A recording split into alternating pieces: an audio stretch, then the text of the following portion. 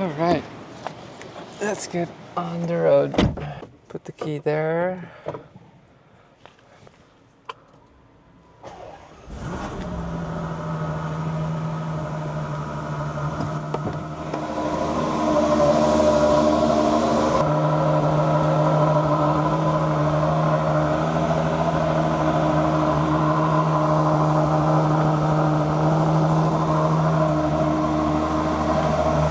Finicky. Turn on the interior lights. Open the sunshade. I feel like the air conditioner is not working.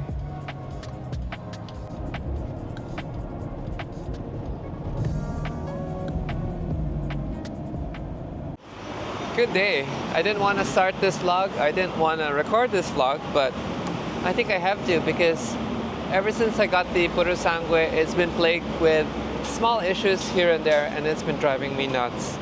Let's talk about issues I've had with this car. It's been non-stop to say the least. Here. So over here where my elbow sits, there's now a permanent indentation. I don't know why, but the leather seems to be, or the foam underneath the leather seems to be an issue. The seats, fairly new, have some wrinkles already. The Purosangue has been veering right ever since I picked it up from the dealership. And believe it or not, they took a whole week to align the car. Now, they were saying because the car has rear wheel steering, they took a while to calibrate the rear wheel steering and then calibrate, obviously manually align the front steering so that they would synergize. And after a whole week, the car's still veering right. Yesterday I was trying to fold the seats down and then the right seat folded down, but the left seat, driver's side seat, did not fold down. So that was super annoying also. Now I have stuff riddled everywhere and I'm hoping I don't damage the leather, but we're just gonna pay for a bill and get out of here. Startup sequence first, since we've got some gas. So you can push this for the suspension to go to medium, push this to get rid of auto start stop, hold this long to disable the lane alarm and assist, and there you go, we're ready to drive. We're getting back on the road, and the other issue that was plagued with my Purosangue, the first time I took it on a road trip, the car was running extremely hot. I noticed this because in traffic the idle was sitting at 1,250. And the car would lurch because, you know, when you get off the brake, it would lurch, and in traffic, it's the weirdest feeling because you don't want it to be lurching around. So even right now, the car sits at 8,000 RPM, which I find a tad high for a V12. So it does move around. Morning! It does move around, and it's something I don't like. The overheating issue took them 3 days to fix. It wasn't really overheating. At its hottest, it was running 110 Celsius. So far, what are the issues with my Purosangue and what are the things I do not enjoy about this car? There are a lot of things also that I do enjoy about this car. I do like how it looks. I honestly do love how it looks. I like how it sounds. The gearbox is amazing, but you know, the infotainment, that really irks me. The infotainment drives me nuts. I don't like using it. I'm thinking of developing my own screen so that I can get a touchscreen right in the center console over here. The interior quality is good except for this dent. I'm gonna get a shot of this dent in better lighting just so that you guys can see it. The overheating issues was a problem. The car veering right, which is another problem. I'll video that in the next few seconds. And then now the seats. So when we unload all the stuff, because I have some equipment that I need to drop off to the farm, when we unload all this stuff, I'm going to show you if the seats will fold or not. Yesterday the trunk wouldn't go down for some reason. So this morning it went down, and then I don't know. I don't know if it's electrical gremlins. Hopefully some of the bugs have been cured, like the overheating issues or the running hot issues. We won't know because we're driving really early in the morning. One good thing though is the engine works properly. As the road evens out, the car is just going to start creeping.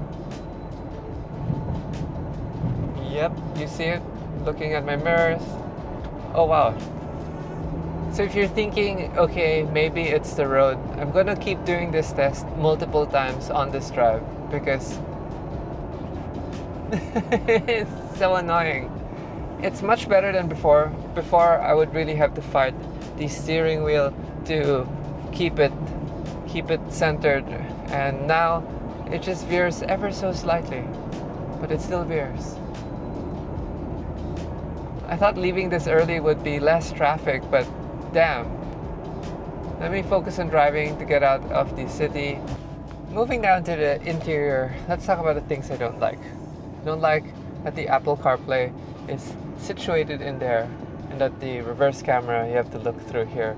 Especially if, you know, I'm so used to backing up old school where I tilt my head back, and to get to that range all the way till the back and checking your mirrors is pretty inconvenient. So I wish we had the center monitor. Also, controlling the infotainment, you have to wake it up and then swipe and then Apple CarPlay. Oh, see, I missed that one. And I missed it again because I'm driving. This is supposed to be easy to use, right? Because we're driving. There you go. So I also don't understand why it does that. Like, why does it go into view max mode where it's like sometimes you just want to see your song or you want your maps to be there in between everything else. So I don't know if that's a setting that I need to figure out. You press escape. One cool feature is you can change the color of the dial with the LCD screen, and then you can get black, silver, yellow, and I think red. Another huge gripe is this jog wheel with the controller for the seat massager for the air conditioning is annoying. Plus, obviously, you know, the piano black does get smudges. You do have to wipe it once in a while just to make it look clean. But you know, if you're germaphobe, you can definitely tell the things that you've touched and need to be clean. Okay, third thing I'm griping about is the panoramic roof. Now, the panoramic roof may be for another cooler climate country with less intense UV radiation from the sun. That might make sense. But during a very, very hot day, you can feel that there's heat just sitting right above your forehead. And even if I put a UV tint, it's still transparent, but it's a lot darker than when I got the car. See the dent? See the dimple? But I do love driving the car. On the highway today, I was playing with the gears. The 8-speed DCT gearbox is beautiful on the highway. You have that high gear now so that you can go into the lower RPMs when you're cruising, and then the speed is just crazy. It just gets faster and faster and faster. Now the V12 is amazing, although I don't know, I think it lacks a little torque. I know from the Competizione they did hide some power, so if you were to tune the SUV, I think you can unlock easily 100 horsepower, because this motor has the potential, it has the capabilities. It's just that obviously they don't want it to overtake one of their flagship models, so maybe they've tuned it down, and I know it's been set up for more torque than anything else. The brakes are so good. The brakes, you tap ever so slightly and they have the urgency to stop the car. Bluetooth, okay. It's up here. Ferrari Purosangue. Turn it on, information, CarPlay is on, and then when you go here to the Apple CarPlay, it won't work. Yay!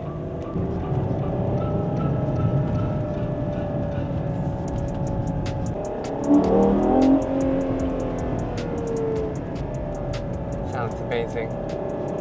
The whole reason why we buy cars like this, that sound. That sounds amazing. Do it again. Oh, first time the red line. So good.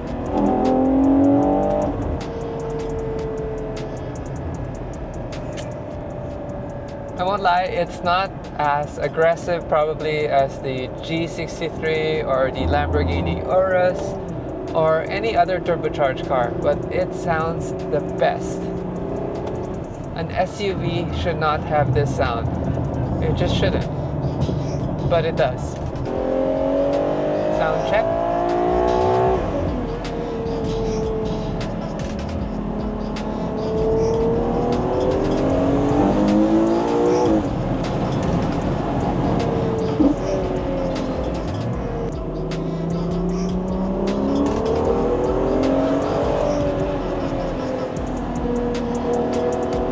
Just resonates symphony.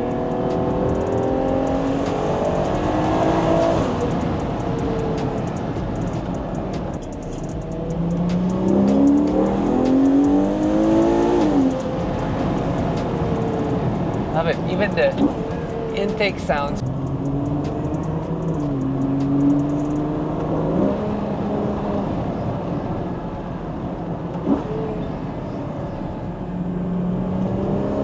First gear pull.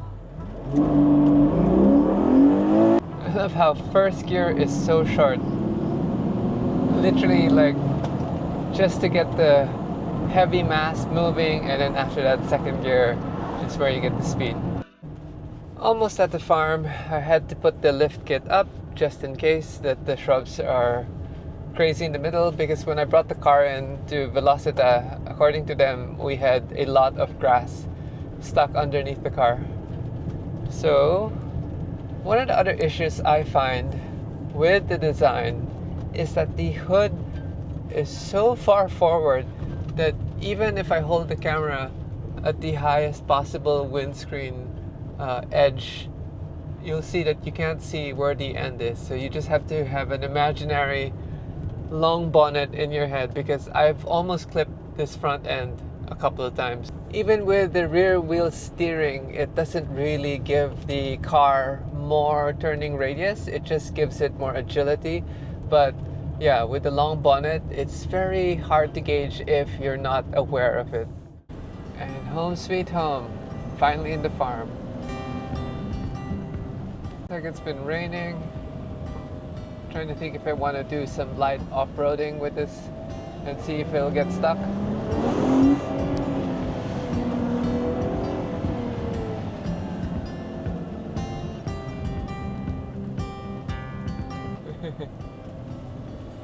Morning!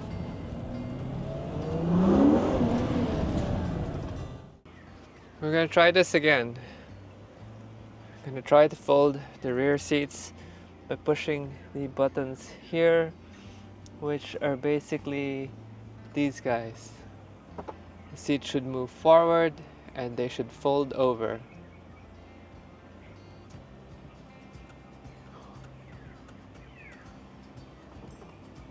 And there goes the right seat. I don't know what's happening. The left seat will not do it. Another issue, I don't know why. Now bring up the chairs again, holding the back buttons. The chair goes back.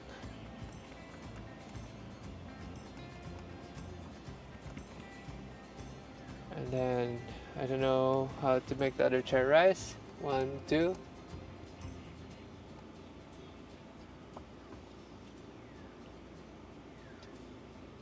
And there you have it. My hand is on the button and the quirkiness of the car continues.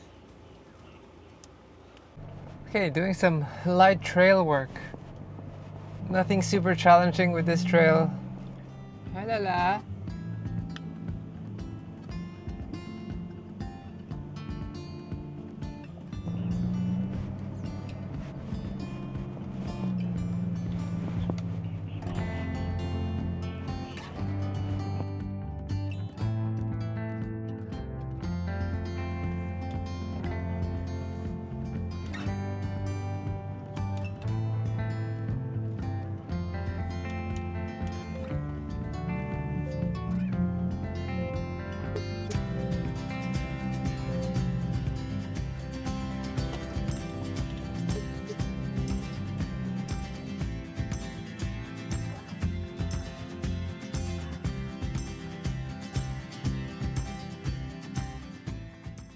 So interesting.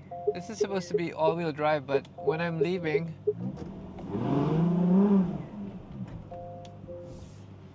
it was very much rear wheels only. Let's be a twat. Turn off ESC.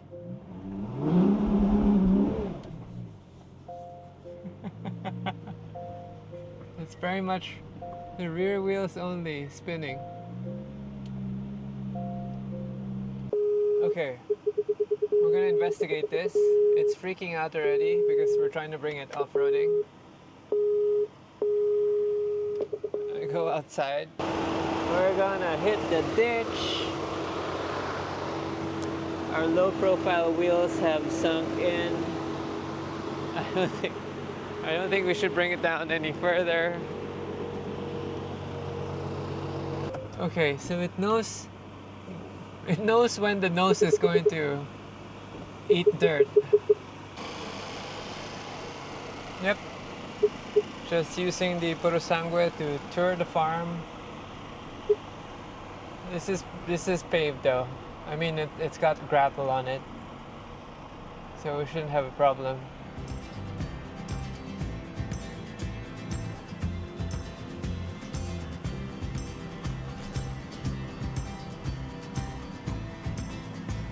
We're gonna push through.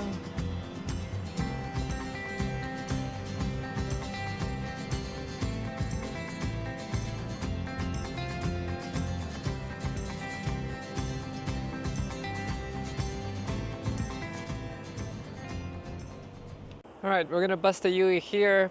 Yeah, off-roading, I don't think we're capable to do anything more serious than this. This is probably the lightest and best trail we can go with these tires. They are road tires, they're not all gravel tires, and yep, it is filthy again, but it's part of the test that we wanted to do. Light test, nothing crazy. We're here now in my farm. This is the grow bed area, which we've been fixing and sorting, and we have some moderate success already. And we'll do a separate farming vlog after this test. So far I have not scraped anything and fairly happy with that. But I think I need to conclude this vlog already and my thoughts on this car overall. Even if it's a four-wheel drive, four-seater FUV, it is not an off-roader because the tires are not meant for it. There is no way to put a tow bar in the back, and I actually need to research when the four-wheel drive system kicks in, because as you saw in the burnout, rear wheels only. Granted, I had ESC off, maybe. I didn't feel like the front wheels were biting, but visually the car is stunning. I love looking at it from the outside. I think the design cues work perfectly. The color choices that I did with the mag wheel color specs and the brake caliper for me looks perfection. The external carbon makes it pop, but now I regret getting the external carbon because now you can get Novitec, which is like a 6-inch wider flare kit. And I do have mags coming for this, which means it's gonna look nice and full. Now, height-wise, as you saw, it is too low to go off-roading. Very easily, we'll remove the carbon splitter up in front. And as I was showing you, when you're riding inside, even with the camera at the top of the windshield, past this point, which is the center line for the wheel, you can't tell anymore where the bonnet ends. And it is at least, Jesus, I think at least 3 feet more. 1, 2, about 3 feet more from the wheel center line that you have to account for. Now, on the highway and on the back roads, the car is fun to drive. The 48-volt magnetic suspension works wonders. It makes the ride supple, but yet when you hit parts where there's aggressive road changes, example like something like a rough edge, like a pothole like this, it will jar the car. It sounds like you're actually damaging the wheel. So that, I don't know if there's a fix for that. The electrical gremlins, I think there must be an update for it. It's impossible that Ferrari can't sort these things out. with the electrical, and then plus now the alignment of the car. So seat issue, interior issue, the pulling right issue. Temperature wise, I didn't see anything yet because we are overcast today, so it's not the best day to film, but I wanted to share and document my thoughts on the 2025 Ferrari Purosangue because initially I wasn't going to do this video, but it's at a certain point where the quality is in question at the moment, and with the price of this FUV, it shouldn't happen. What do you guys think? Let me know in the comments down below, and if you guys enjoyed the video, I'll see you guys then. Peace.